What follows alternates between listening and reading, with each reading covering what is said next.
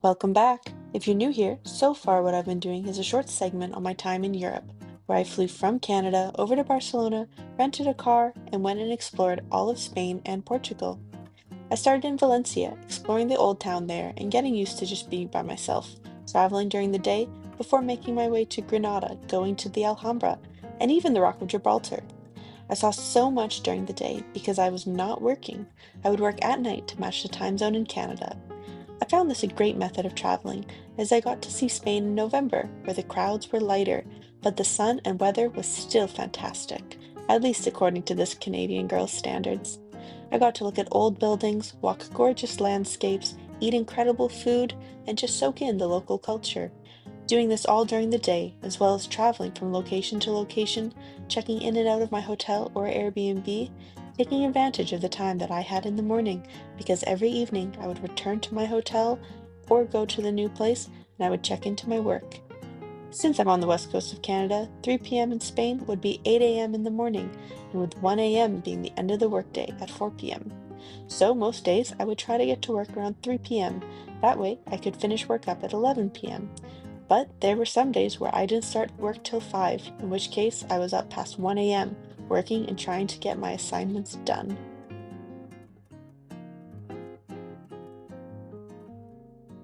Early start after a late night of work, but I'm headed out to Portugal now, driving from Seville all the way to Faro, so about 2.5 hours.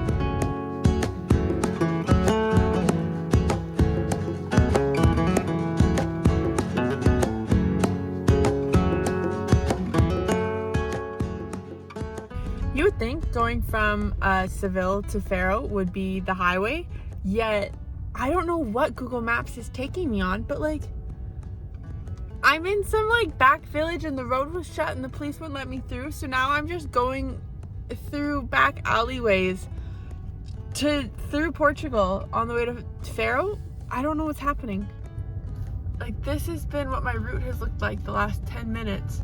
I'm just going through. Oh, okay, well, at least it's not a car. That's a good thing. Oh, okay, I figured it out. This is why everything is, oh my god. So Google isn't rerouting me through anything, and somehow I ended up in this small town in the middle of nowhere that is completely flooded and all the roads are closed. Every turn I take, it's you can't go through. Why did Google take me off the highway so I could experience this? I don't understand that. Everything here is flooded.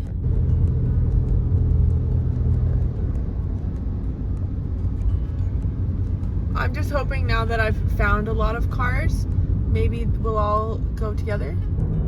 Also, we're on one of those roads where it's one wide lane that is shared between two cars going in opposite directions. So every now and then a car will come by and I will, it reminds me of driving in Ireland. That way I had water flooding, pouring off of the road, and it was all blocked off too. I actually can't get out of this town. And the highway was right there and I couldn't get out. Okay, I'm almost out on this way. The roads are getting a little bit flooded. Oh my god. If I just make it through here, hopefully. Oh my god, there's water everywhere. This whole town is flooded. Why am I here? I was on the highway. Why did Google take me off the highway to come see this? This is so unfortunate. Oh, okay. Well, hopefully this road is good. Please, please, please work out. I'm going up. That's good. Need the high ground. Those houses. Okay, I'm so close to the highway, but that cart was just dripping. No, I see water. Oh no. Oh my god, this bridge. Holy shit.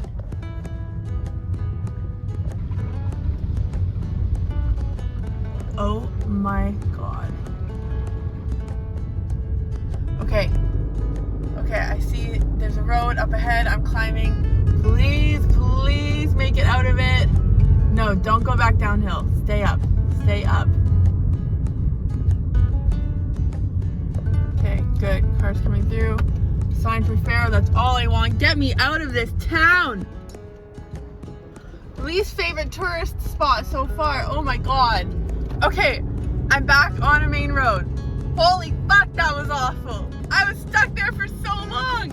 I proceeded to make it to Portugal, where I spent the next week exploring the Algarve, making my way up to Lisbon and Porto. I took a bit of a break at this time to be present, and as a result, didn't do that much filming, but I think now would be a great time to do a breakdown of my budgeting for this trip, how much I planned on spending, and how much I actually spent. Whenever I travel, I use a spreadsheet that I made based on the free Google Sheet templates. I've since tweaked it to my liking to suit my type of travel. From here, I set an overall budget, as well as a budget for the main travel categories: flights, transportation, accommodations, activities, food, and contingency. By setting a budget for each of these categories, I can better plan my trip and get an idea of what kind of trip I want to have. This is what my categories looked like at the beginning of this trip.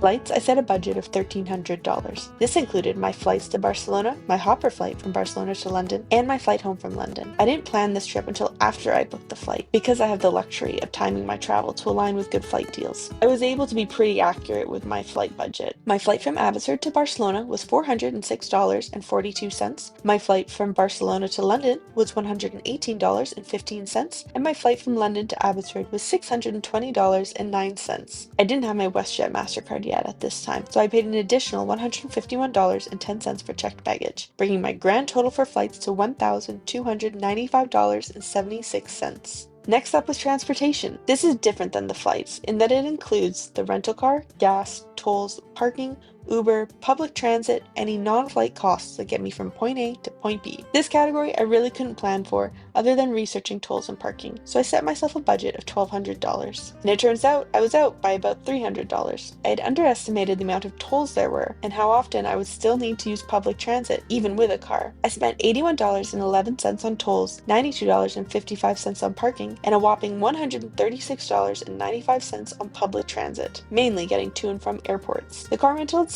was $311 for 3.5 weeks, but then I paid an additional $445.22 to drive it across borders, and I picked up additional coverage for towing the vehicle, since my credit card insurance didn't provide that. Next, we had accommodations. I knew that since I was working, I wouldn't be doing hostels or shared rooms. Instead, I opted to book hotels or Airbnbs that offered a private living space with a designated work area and reserved parking. This was extremely important for me and the type of trip I was doing, since I was planning to work every morning and drive. I booked all my places 2 to 4 weeks before I left, and my final cost was $2,146.32, bringing me under my goal of $2,300. Then there's the controversial activities category. I've said it before, and I'll say it again.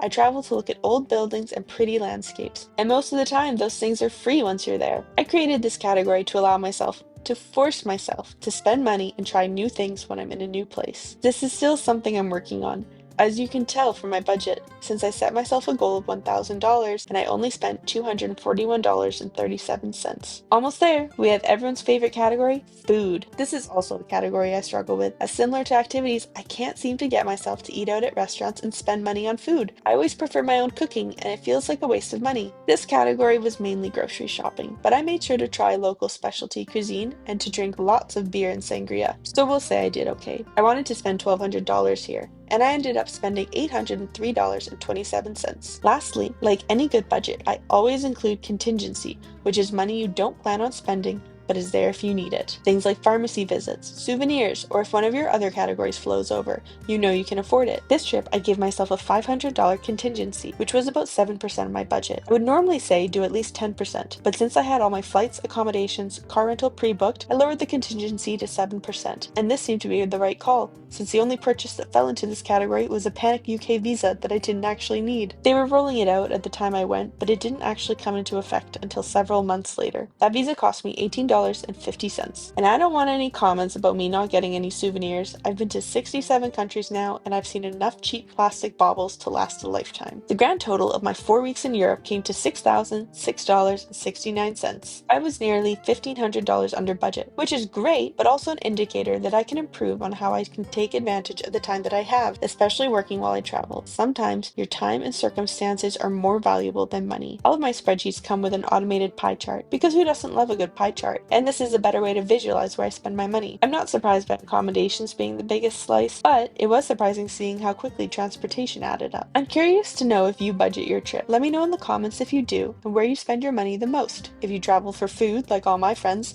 if you live the hostel life, or if you take advantage of those 2 weeks off work and ball out hard. I know I also didn't get into a lot of detail in all my categories, so let me know if you wanted me to do a deeper dive into my budgeting, how I got a car rental so cheap, what eSIM I use, how I plan my route, etc. Overall, I found Spain and Portugal quite budget friendly, with lots of affordable options and so much to offer. I will add though that I heard from a lot of the locals while I was there how insanely busy it gets in the summer, to the point where it's unbearable. That's why I would recommend going in November if you can. The weather was still warm and lovely, and while it wasn't exactly beach weather, Spain and Portugal are so rich in history and culture that maybe you'd prefer that type of vacation anyways. I did not notice any crowds the entire time I was there, and I must say it made driving a lot less scary as well. Anyways, I hope you enjoyed this video. Thanks for making it to the end. Now get lost!